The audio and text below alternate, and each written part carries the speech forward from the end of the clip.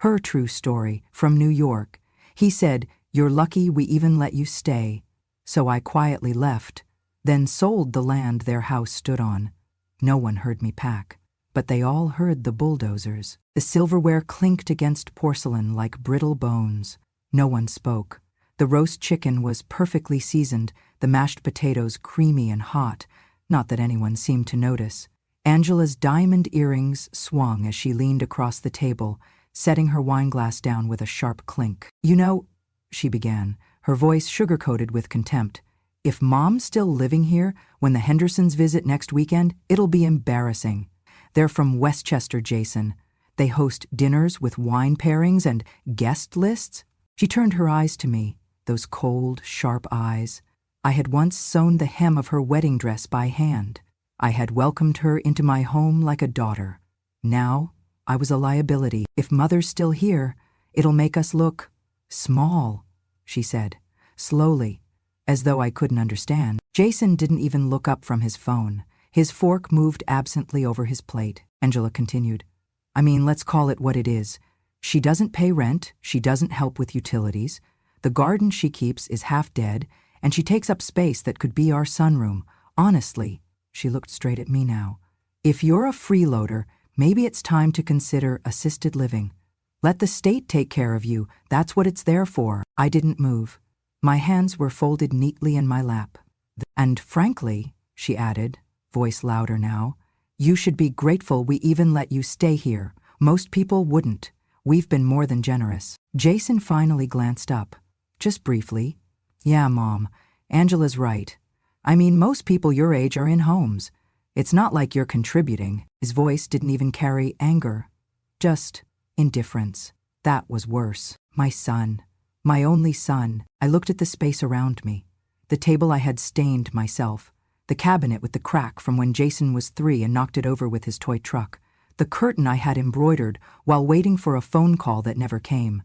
Every inch of this house, and the land beneath it, held pieces of me. And yet, at that moment, I wasn't even a person to them. I was a burden. A dead weight. An inconvenience wrapped in graying hair and worn sweaters. Angela stood up to clear her plate, heels clacking against the floor. "I'll call a contractor tomorrow," she said over her shoulder. "We'll start the guest house on Monday. We'll need the garden cleared." That was my garden. The last space in this place that still belonged to me, in spirit, if not in their eyes. Jason shrugged. "Guess you'll need to move your stuff, Mom. They'll need access to the backyard." I stood, slowly. My joints protested, but I didn't let it show. I looked at Jason. Truly looked. He had his father's eyes, but none of his fire. I had raised that boy with hands that bled through winters, with feet that stood at hospital beds, and arms that carried his future on my back. I gave him everything. I gave him this land. But that night, he gave me silence. That silence screamed louder than any insult. I walked back to my cottage behind their house. It was a small place. 2 rooms, a kitchenette, a garden outside. I had planted rosemary, tomatoes, basil, and a line of marigolds by the back fence. It wasn't much, but it was mine. I sat at my little table, pulled open the drawer, and removed a brown envelope. Inside were the original deeds to the land, my name written clearly on every page. I had given Jason the right to build on it, to live on it, but I had never signed over ownership. They never asked, they assumed. I placed the deed on the table alongside a folded map of the property. The boundary lines were clear. My cottage, the garden, the main house, all on my land. They thought I was weak because I stayed quiet. They thought silence meant surrender. I looked out the window at the backyard. The lights from Jason's house cast long shadows over the grass. I could hear music now. Angela probably setting up speakers for next weekend's important guests. I imagined my little house, gone, replaced by a sleek guest cottage with white stone and a private bar. I imagined them showing guests around, bragging about the pool, the view, the open layout. All of it built on bones they forgot they stood on. My bones. That night, I didn't sleep. I lit a single candle, watched it burn down to the wick, and thought of my husband. He had died before he could see Jason grow into the man he was now. Maybe that was a mercy. In the morning, before dawn broke, I opened my closet and pulled out my old suitcase. The zipper stuck, as always. I packed only what I needed: clothes, a small jewelry box, a framed photo of Jason as a boy, and the deed. I didn't cry. I didn't leave a note. There was nothing left to say. I stepped outside. The air was cool, still heavy with night. The garden glistened with dew. I knelt, touched the soil one last time, and whispered, "Thank you." Then I turned, locked the cottage door behind me, and walked away. Not because I had nowhere else to go, but because I finally remembered this land was mine. And they had forgotten, but I hadn't, not anymore. It wasn't always like this. When my husband passed away, the silence in our apartment became unbearable. Every corner reminded me of him, his slippers by the door, the chipped mug he always used for morning coffee, the chair he refused to replace even when the springs gave out. I spent 6 months walking from room to room, not speaking to anyone, just listening for footsteps that would never return. One day, I opened the windows, let the sunlight flood in, and realized I needed to leave before the grief swallowed me whole. I sold the apartment. It wasn't worth much, a modest 1-bedroom in Queens, but it gave me enough to purchase a small piece of land upstate. The air was cleaner, the noise softer. I thought it would be my place of rest, the chapter where I'd learned to breathe again. Jason was struggling at the time. He had just lost his job at the print shop and was bouncing between couch surfing and applying to warehouse gigs. When I told him I was moving, he looked at me with pleading eyes I'd known since he was a boy. "Mom, could I come with you, just until I get back on my feet?" Of course, I said yes. What kind of mother would I be if I didn't? I used my savings to clear the land and drew up plans for a small house for myself. 2 rooms, enough for 1 person. The rest of the property I told Jason he could build on if he found work and wanted to settle. He hugged me so tight that day, I thought my ribs would crack. "I'll never forget this," he whispered. He forgot. Back then, Angela wasn't in the picture yet. It was just Jason and I. We planted the first rosemary bush together. I taught him how to fertilize the soil, how to turn compost, how to trim tomatoes without bruising them. He seemed happy. He worked construction jobs for a while, saved up, and eventually built a modest 2-bedroom on the land. I was proud. I thought maybe this land would hold our family together. Then Angela arrived. She was pretty, charming, and always polite in front of Jason, but the moment he wasn't around, her voice changed. Colder, sharper. "Could you not hang laundry out front? It makes the place look poor. I cleaned the kitchen this morning. Please don't bake again today, it leaves a smell. Your little garden is fine, I guess, but the HOA is very particular about appearances." HOA. We didn't even have one, but Angela acted like we did, as if we lived in some gated community instead of a shared patch of earth. She started redecorating everything, took over the outdoor space, put a fire pit near the edge of my garden without asking, told guests they had converted the back into a guest space, referring to my cottage. She even started using my kitchen during parties, like it was an extension of their home. At first, I chalked it up to stress. Newlyweds, young people trying to figure out their roles. I cooked for them, watched their dog when they traveled, watered their houseplants. Then one afternoon, I heard her on the phone. I wasn't eavesdropping. I was returning her mixing bowl. She's just there. Always. Like a silent little housemaid. I mean, I guess it's convenient, right? Free help. Free help. I didn't return the bowl.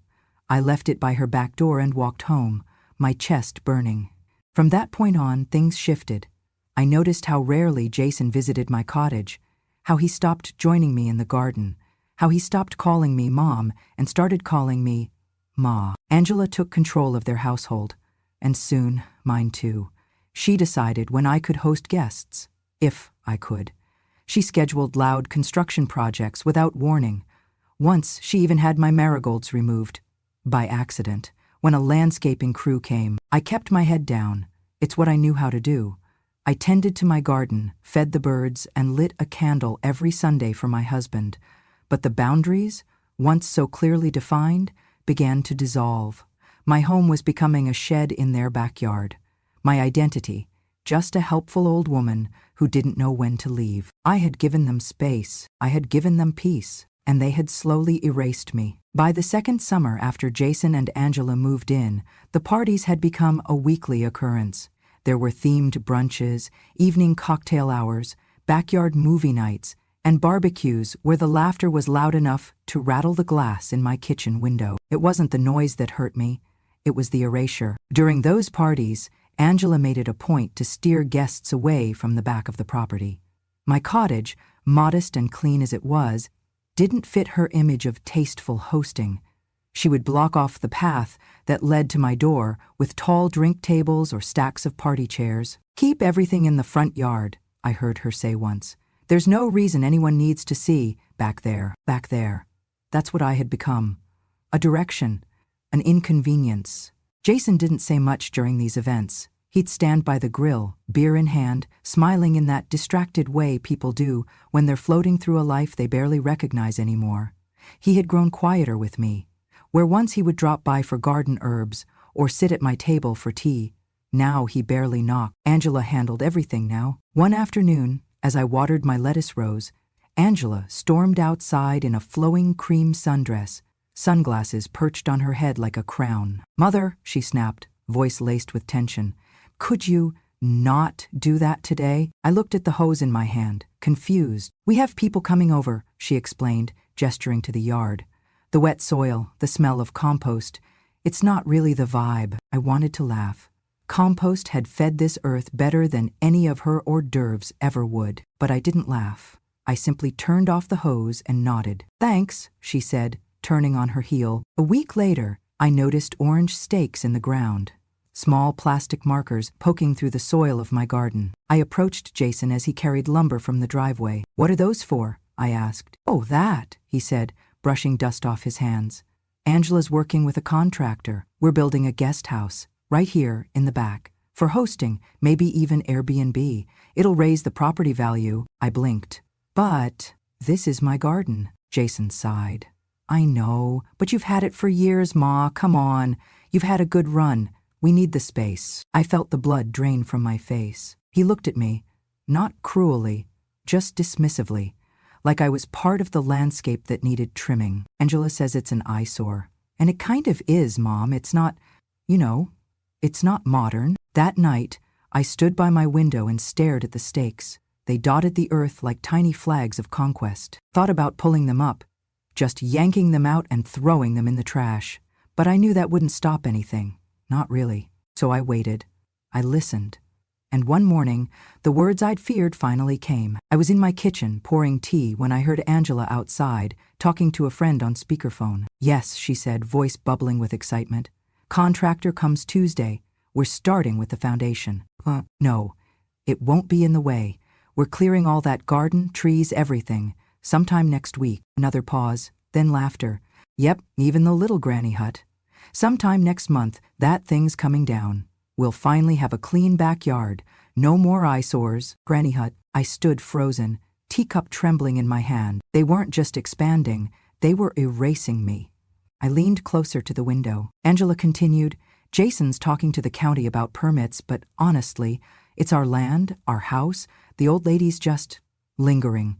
Sometime soon we'll be done with that too. Done with me." It wasn't just about the garden or the cottage.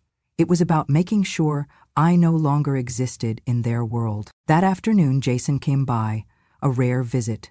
He didn't sit, just hovered awkwardly by the door. "Hey, Ma," he said, "Angela and I were talking. Maybe it's time to start thinking about the next chapter." "The next chapter," I echoed. "Yeah, you know.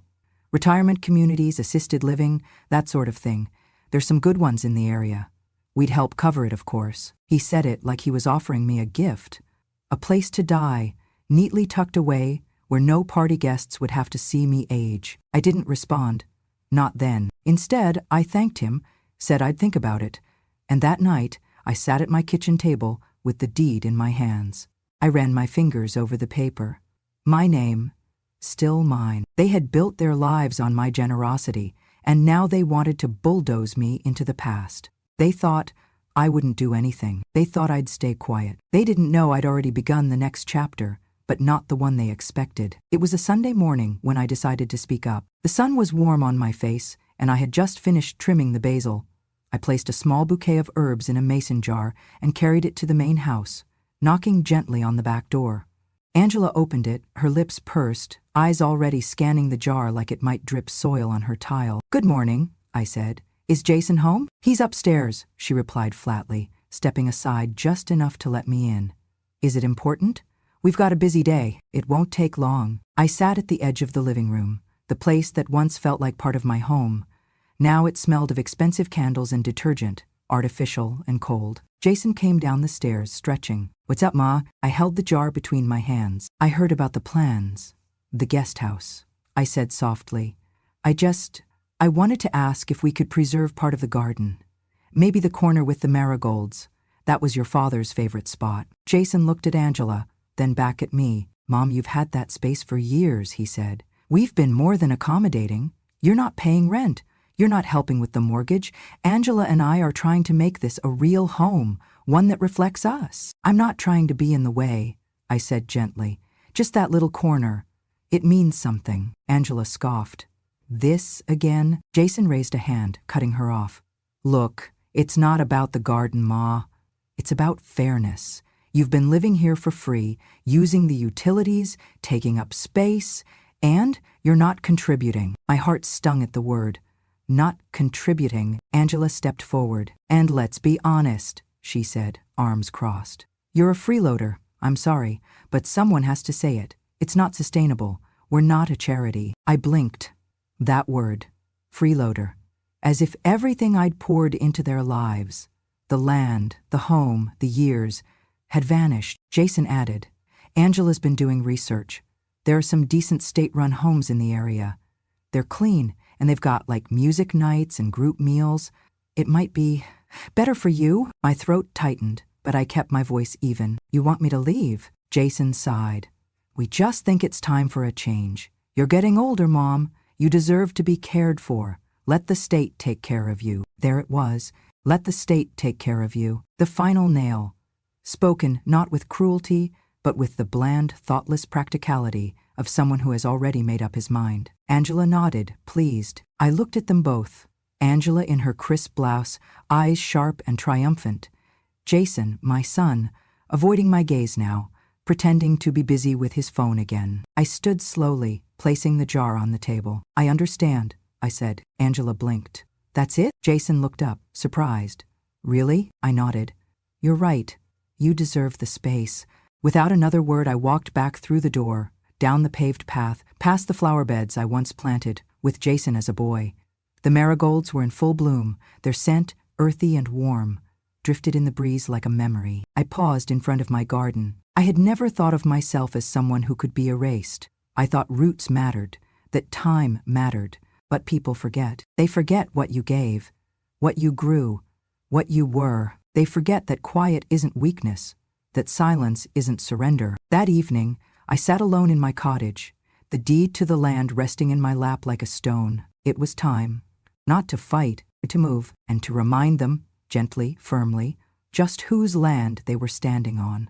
It was 3:04 a.m. when I unzipped the old canvas suitcase from the top shelf of my closet. The air was still, heavy with summer humidity, the kind that made silence feel suffocating. My hands didn't tremble. My thoughts were clear. I folded my sweaters slowly, one by one. The maroon one with the frayed cuffs, the gray cardigan with missing buttons. My fingers lingered on a pale blue blouse, the one I wore when Jason graduated high school. He had wrapped his arms around me that day, his tassel brushing against my cheek, and whispered, "We did it, Mom." I placed it gently on top of the others. In the side pocket, I tucked away the photograph of Jason as a toddler, sitting in a bucket of soapy water in the backyard, covered in bubbles, grinning with his 2 front teeth missing. It had been tucked into my mirror frame for 20 years. Now it came with me. Next to it, I slid in a velvet pouch with the gold chain my husband gave me on our 15th anniversary. I hadn't worn it in years. The clasp was broken, but I couldn't leave it behind. Some things deserve to be carried, even if they no longer shine. When the bag was packed, I sat at the small wooden table where I used to shell peas and drink evening tea. I pulled out a notepad and a pen and wrote just one sentence. "Jason, my dear son, I never wanted to be a burden. I'm going now. Not out of shame, but peace. You take care. Mom." No anger, no guilt, just the quiet truth. I folded the note once, then slipped it beneath the salt shaker on my kitchen counter, a place he wouldn't miss. At 3:41 a.m., I locked the door behind me. The moonlight spilled across the garden, glinting off the morning dew like silver tears. I walked past the marigolds. I did not cry. I did not look back. I walked out to the main road where a cab waited. I had called it earlier from the landline, using the name Mrs. Elkins, an old habit from my teaching days when I'd use a fake name for privacy. As the cab pulled away, I turned once to see the silhouettes of the two homes behind me. Mine, warm and small. Theirs, tall and well lit, with outdoor string lights still glowing faintly from last weekend's party. The homes sat side by side like mother and child, but one had outgrown the other. Or so it thought. I arrived at a modest hotel near the city by dawn, checked in under my maiden name, and sat at the small desk in the room with the deed spread out before me. My name, my legal name, was printed on every page. Clear, undeniable. I ran my fingers across the signature line I'd never crossed out. All these years, I'd left it untouched. I had never formally gifted the land, never transferred ownership. Jason had assumed. They had all assumed. But assumptions are not contracts. At 8:03 a.m., I called Paul Benedetti, my late husband's oldest friend and former law partner. He hadn't heard from me in years, but when he picked up the phone, his voice softened instantly. "Margaret?" he said, nearly whispering. "Is that really you?" "It's me, Paul," I replied. "I need your help. Today." An hour later, we met at his downtown office. He looked older, of course, but his handshake was still firm. His office smelled like pine wood and strong coffee. "I never thought I'd hear from you again," he said, eyes scanning the document I handed him. "But I'm glad you called. I want to sell the land," I said simply. He blinked. "All of it, all of it." He looked at me for a moment, then nodded. "I assume this isn't a casual decision. I assume you know me better than that." He smiled faintly. "Indeed I do." We worked through the morning, verifying records, checking boundaries, confirming there were no liens or disputes. By noon, Paul had made a few calls to trusted contacts in real estate. "There's a development firm looking to build a high-end complex in that area," he told me. "They've been trying to acquire parcels nearby for months. Your land would complete the square they need. They'll pay, and they'll pay fast." My fingers curled slightly. "Missed? How fast?" "Contract signed today. Funds in escrow by Friday. Demolition rights included." "It's generous, Margaret. Very generous." I sat very still. I thought of Angela's voice. That old granny hut's coming down. I thought of Jason's. "Let the state take care of you." I thought of the marigolds. And then I nodded. "Let's do it." By 2:17 p.m., I had signed the documents. The land was sold. Every inch. From the rose beds to the tool shed. From the fire pit Angela installed without asking, to the pool Jason bragged about to his friends. From their 2-story dream home to the little wooden cottage I had once called sanctuary. Sold. The representative from the development firm, a young woman in her 30s, extended her hand to shake mine. "Congratulations, Mrs. Green," she said. "We'll begin demolition prep next week." "Of course," I said calmly. "Please, let me know if they resist. I have the original deed." He smiles as he opens the door to me. "They say we want a boy, but nobody wants one. So you have your boy." I smiled.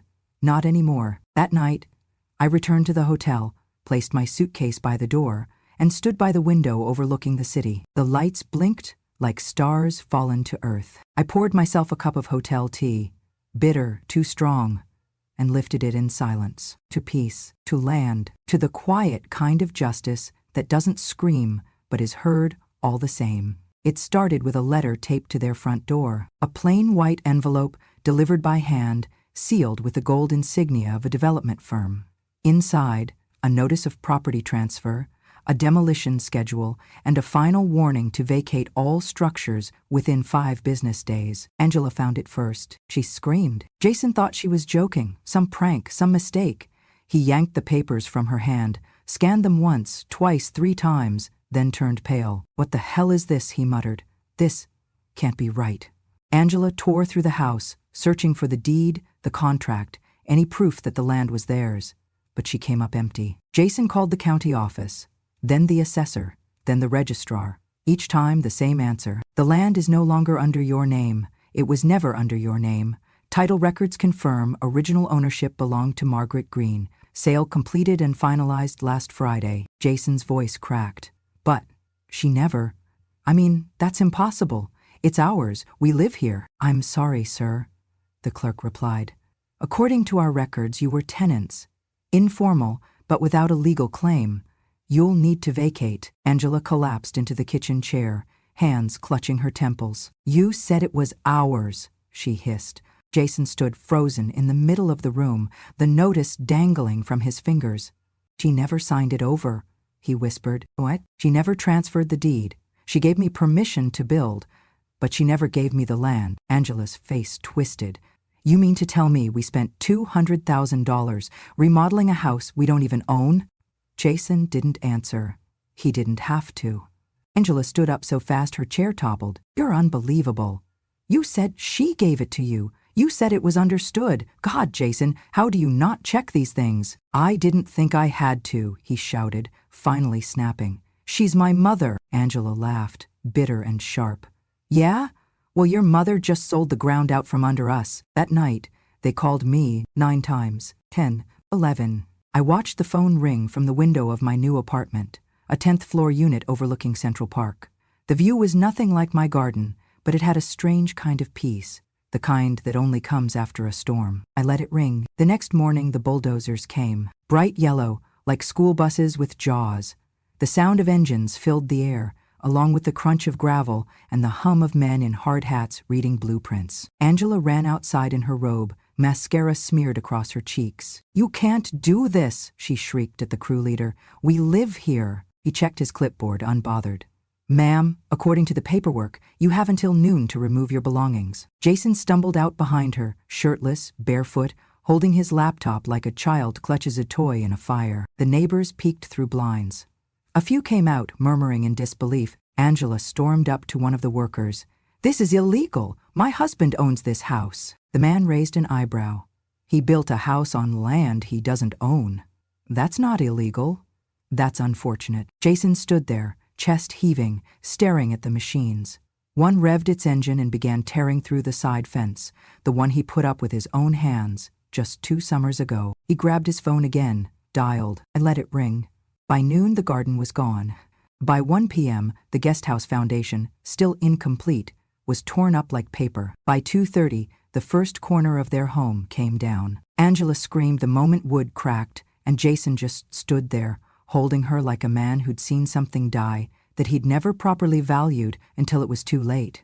They left that evening in a borrowed pickup truck, clothes and electronics shoved hastily into plastic bins.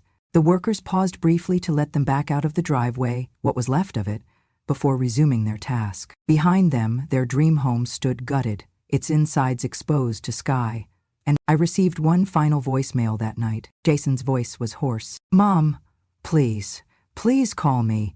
We didn't know. I didn't mean for it to get this far. Please. He trailed off. I saved the message, but I didn't call back. Not yet. It took 3 days for the demolition to finish. The house, their house, came down plank by plank, beam by beam. The pool was drained, shattered, and jackhammered into rubble. The guest house frame splintered like matchsticks. Even the stone walkway Angela had paid too much for was torn up and loaded into a dump truck. Nothing was spared. Each day, I received photos from the construction company, per my request. I didn't ask for them out of malice. I asked so I could bear witness, not to the destruction, but to the truth finally surfacing. The neighbors didn't know where to look. Some gawked from across their yards. Some whispered behind closed doors. Everyone knew Jason and Angela. Everyone had seen the parties, the new furniture, the way they bragged about their renovation plan. And now, they watched a bulldozer scoop up pieces of that life like garbage. Angela refused to leave the property on the first day. She stood on the sidewalk, screaming at the construction crew. This is a mistake. You can't do this. I live here. But the men had their orders. The papers were legal, the signatures authentic, the schedule tight. On the second day, she stopped screaming and started crying. Jason came to find me. I was sitting in the courtyard of my apartment building, watering a small pot of herbs I had started. Rosemary, of course. The city didn't offer soil like my garden did, but life can grow in unlikely places. He looked thinner, tired, lost. Mom, he said, voice cracking. We didn't know. I didn't say anything. She never meant it like that, he insisted. Angela, she says things, but I didn't mean to. Mom, please, just cancel the contract or postpone it. Give us time. He sounded like a child again, the same tone he used when he broke a window and tried to hide it, when he lost his backpack before finals, when he failed to call me for Mother's Day and tried to make it up with flowers from a gas station. I looked at him, then I stood, walked inside, and returned a moment later with an envelope. Inside, a copy of the purchase agreement, stamped, notarized, binding. Jason took it with shaking hands, read the first few lines. Is this your signature? Yes, I said. He blinked, tears brimming. You sold it all? Yes? He looked at me like I was a stranger. Angela came the next morning, not in heels, not in makeup. She wore an old hoodie and sweatpants, her hair pulled back into a messy bun. She looked like someone who had run out of control and didn't know where to aim her fury anymore. She didn't knock on my door. She knelt on the sidewalk outside my building, knees on concrete, head lowered. I saw her through the window, hunched and trembling. I'm sorry, she whispered, barely loud enough to hear. Please, just give us another chance. I stepped outside. Slowly, she didn't look up. I'll do anything, she said. I'll fix it. I'll make Jason apologize. Just please don't let them destroy what's left. That house is our life. I stood there a long moment, the early morning air cool around us. Then I reached into my purse and handed her the same envelope. Your husband already saw this, I said gently. It's done. She looked up at me, and for the first time her eyes were not sharp or condescending, just hollow. How could you? I gave you the land, I said. The home, the garden. I gave you my silence, and you used it all up. She closed her eyes. You didn't think I could. Angela stood slowly. Her knees were red from the pavement. She took the envelope without another word, and just like that, she walked away. I didn't hate her. I didn't pity her. I simply remembered everything she thought I'd forget. The view from the 10th floor is nothing like my old garden, but it has its charm. From my window, I can see the city stretched out in all directions, lights twinkling like stars that decided they preferred concrete to sky. Cars hum below like a gentle tide, and the air up here smells less of soil and more of possibility. My apartment is small but elegant. Hardwood floors, granite counters, a wide glass wall that frames the skyline like a painting. There's a tiny balcony where I've planted mint in a ceramic pot, not quite the same as the rows of vegetables I used to tend, but it grows well under the sun. Strong, persistent, just like me. I sip my tea slowly, hot, earthy, steeped with lemon and a sprig of that balcony mint. It calms me. It reminds me that life, no matter how bruised or twisted, always finds a way to taste sweet again. The phone buzzes on the counter beside me. Jason, again. His name lights up the screen like it's reaching for something that's already drifted too far. I don't move. I let it ring. He's been calling for days. The messages started polite, then urgent, then broken. Mom, please. We're staying at a friend's. Just talk to me. Angela wants to apologize. She didn't mean what she said. We didn't know it was that serious. We didn't think you'd actually. I'm sorry. I believe that part, that he's sorry. But sorrow doesn't rebuild gardens. It doesn't erase words like freeloader or nights spent thinking you're invisible in your own home. It doesn't return the kind of dignity you're forced to reclaim in silence. I lift the phone, glance at the screen. His name glows for a moment. Then I press the side button. The screen goes dark. I don't hate him, but I no longer make space in my heart for people who can't tell the difference between kindness. I didn't destroy his home. He built it on borrowed ground and forgot to ask who was holding the deed. Now he remembers. Outside my window, the city pulses with life. People moving, loving, lying, regretting. The world turns, regardless of whose house falls and whose heart hardens.